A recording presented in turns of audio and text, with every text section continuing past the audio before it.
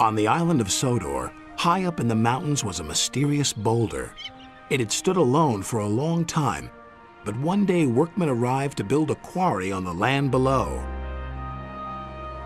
Rusty, the little diesel, met Thomas and Percy. "Where's all this rock coming from?" Percy asked. "The new quarry," replied Rusty. "This mountain rock is good for many things, although it's dangerous up there." "Why?" asked Thomas. "Because of a big boulder. I think it's watching me," said Rusty nervously. "How can it be? Boulders don't have eyes." "Well, Percy, there's something strange about this one." Just then, Edward arrived. He was delivering a new piece of machinery for the quarry. "What's that?" asked Rusty. "It's called Thumper. Apparently it helps collect the rock faster," replied Edward. Soon Thumper was working hard. The men were pleased, but no one bothered to check the boulder.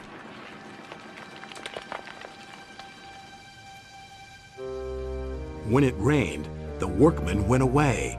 Rusty gazed up and shivered. Above stood Boulder.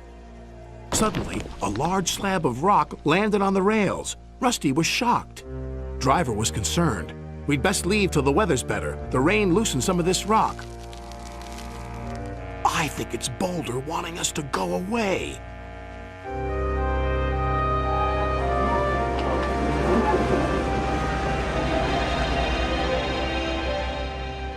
The next day, the sun shone.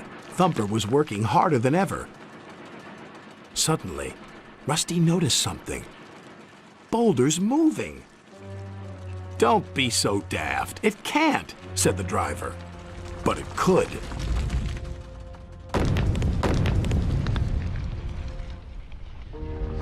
"It's rolling along our line."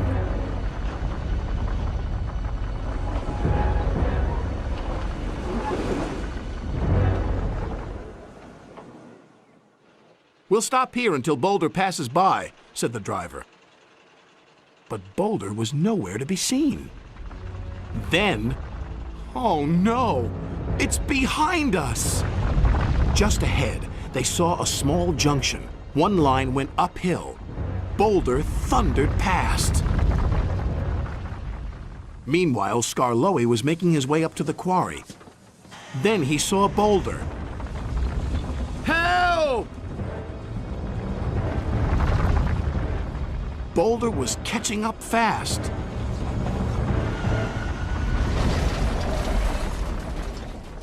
"We must warn the yards," shouted Skarloey. "Yes, but how?" called Rusty. Boulder rounded a bend, and there ahead was Rheneas. "It's running loose!" yelled Rheneas. His driver drove him back as fast as he could. "Hurry!"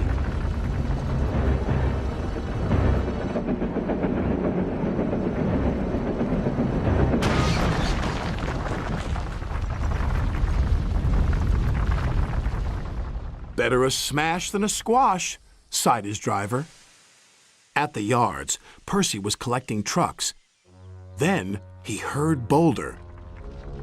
"Oh no, heading straight for me!" squeaked Percy.